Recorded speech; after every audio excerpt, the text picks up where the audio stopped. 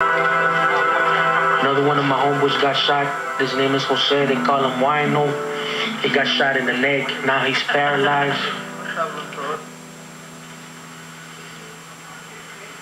Martín. Sí.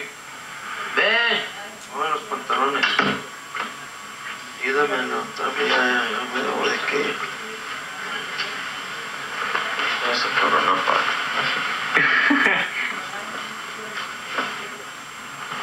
Sometimes I feel like, you know, they get tired of me, you know, the people get tired of me. Give me this and give me that, and do this and do that, and, you know. No vayas a tumbar por abajo. They were my enemies. We were doing some bad things to them, you know. We killed some lady from there, but that's a part, you know, how I get shot.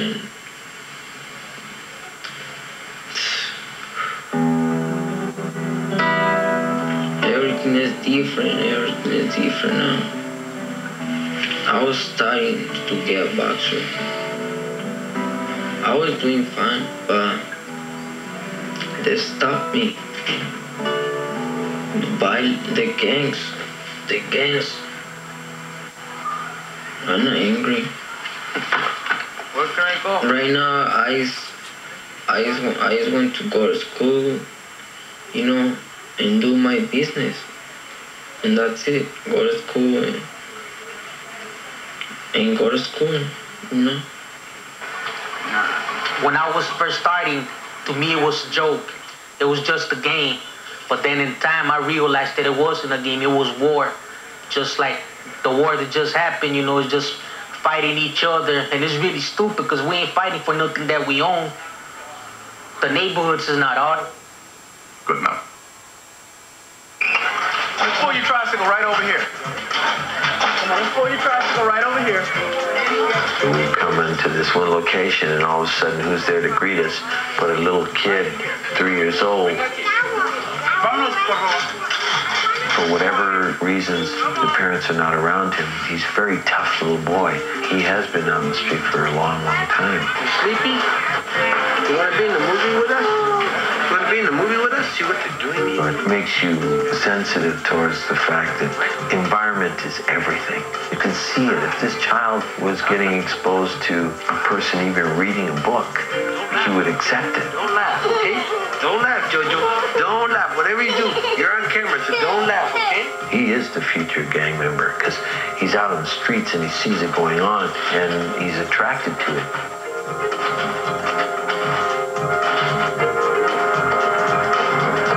We're a third generation Ramona Garden family, and my only education was gang style of living. I would look at the older homeboys and all right, and that's what I'm gonna be. You know, if not, I'm gonna be better than them. I'm gonna be better than them. You know, and I keep that status. I got some guys that are not gang members. Jerry is a respected veteran of the hazard game. His help was crucial when filmed in hazard territory. One of my ways of getting out of Ramona Gardens was through being in the gang. The whole bit that goes with it. Prison was a thing that I wanted to go to. It was in college. You know, I didn't want to go to Stanford or USC or something. I wanted to go to San Quentin. You know, I looked forward to that. You know, and I didn't get to San Quentin, but I got a Folsom, which I think is maybe a step higher even. You know. These kids go from being streetwise gang members into prison, and when they get out, then they think they can start their lives. They don't see alternatives to the gang life because that's what's happening all around them. You know who we are? Yeah, I know who you are. Before you say that, before you do that, it'll be a situation where you grab them like this, you got them like this, and you say the line. In the stash house scene, members of the gang sort out and cut the different drugs that they're dealing. The blues hanging like that. You always go like this to make sure that it gets down to the bottom, and then where's the spoons? I need an eighth of a spoon and a tablespoon. Joanna, how do you know? Watch a lot of people. She reads a lot of books, huh? No, I watch my parents do it. I need some more stuff over here. You'll be cutting. Every kid in this scene is a gang member. A lot of them have been involved with drugs, and you could tell by the way they work the equipment. And as he cuts it, you start to see his face materialize inside the mirror. Step on again, Holmes. Not too much. JD wants a good count. It's gotta be right. Our name's going up behind this. It makes me nervous looking at all the... not being able just to chip a little things, brother. Business, man. Then we'll think about taking a little bit off the top. Capone was a godsend. He was born and raised in Hazard and has lived his life totally. You struggle here and you gotta find a way of making money, and robbing got old and stealing got old and drugs seem to be easier to make money.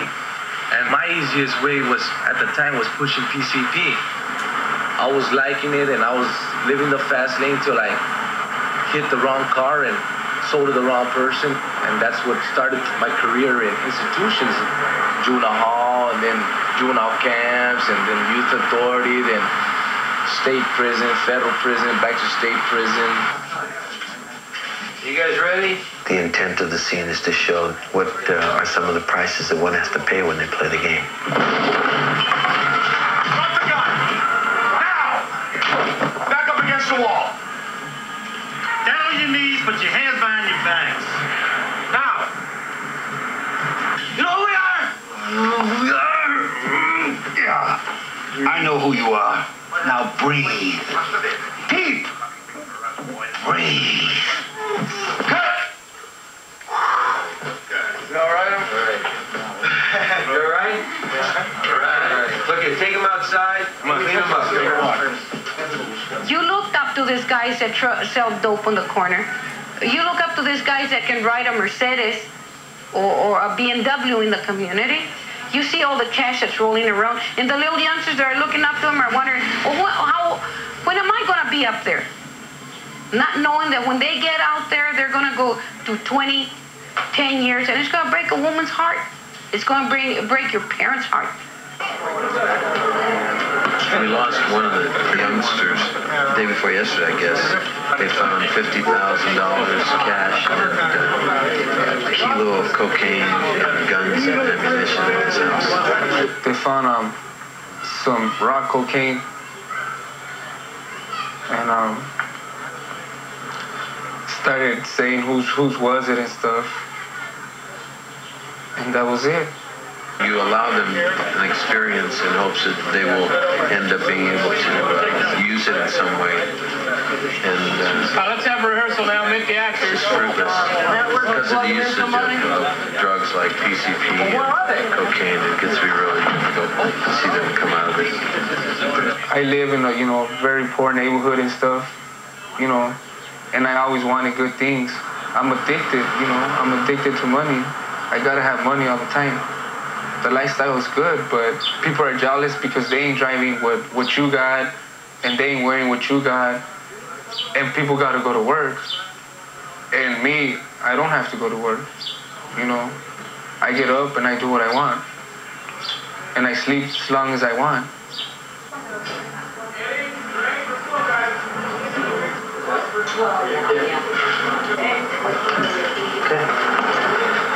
Okay, you ready?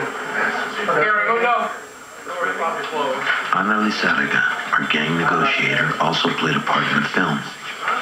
Gotta go. Okay. And focus back after she goes out. In one of the most stirring scenes, she finds her grandson overdosed on the bathroom floor. Then I'll just back up. That's all.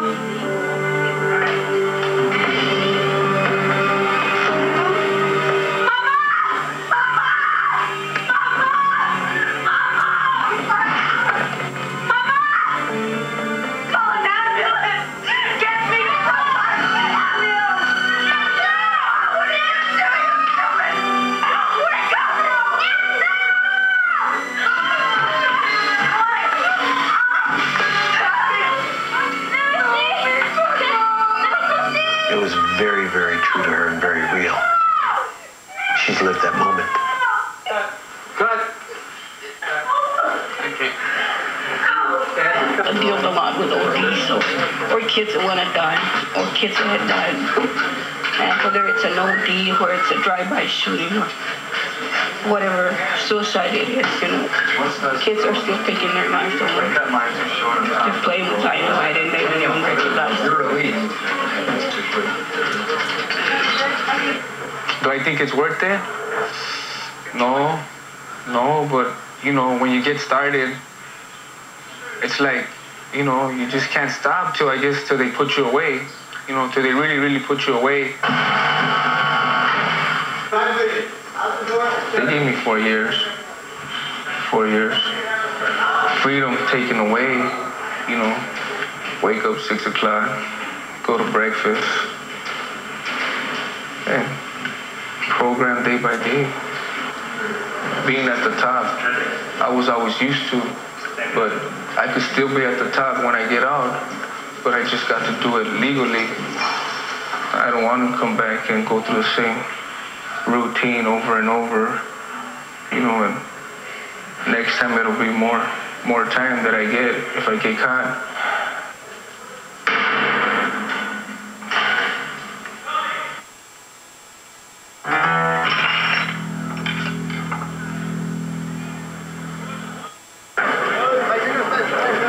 Folsom Prison near Sacramento is where a lot of the gang kids wind up.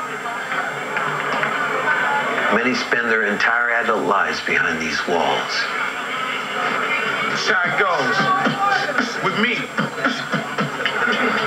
Well, I'm not a rebel, but I'm known to rebel against ignorance, keeping my brothers in jail, or hell, whichever one you are living in, friend. And if you think it's hell, you never been in the pen. Homeboys is doing time waiting on an appeal. Attitudes get adjusted till we fight, but still human lives being took, characters are destroyed, and when the gates rack, it's not funny no more. And it's hard to stay together in a two-man cell. To make a long story short, the pen is here. To me, and every brother that I know in the pen is running one marathon with the dreadful end. To reach the dark shadow at the Indian Road is a chance you'll take with the word parole. Another man trying to tell you how to live your life, how to raise your kids and treat your wife. Beat the clock, but you won't beat time, and you will never teach the world how to hear my rhymes. Cause every episode of writing's coming fresh from here. Just like the book of life is what the devil fear. By trade, I run the mic with the best of skills, dropping knowledge on paper with a pen and wheel. I'm not wise as now, but I'm wise enough to understand ain't nothing changed and the world is rough.